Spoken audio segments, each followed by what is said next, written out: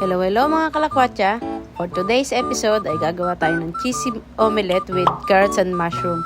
Ayan, ginayat na natin yung carrots and then yung mushroom naman ang susunod. After nyan, pagsasamahin natin siya, then lalagyan natin siya ng egg, paminta at saka asin at saka ng nor seasoning. Then piprituhin natin. Yan. And kailangan pantay yung pagkakalagay nyo ng egg, no?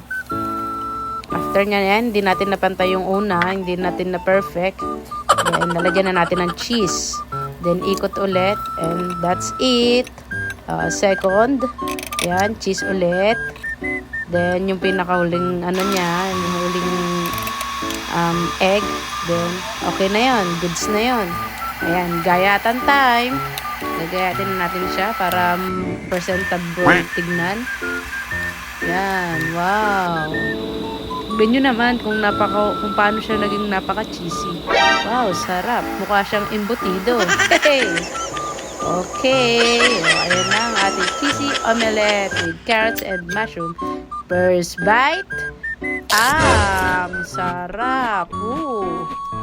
Papa second bite ka talaga. Ayan ang second bite natin. Oh my God! Cheesy. Napaka-cheesy. Ayan. Pwede nyo rin yan gawin sa bahay nyo. Bye!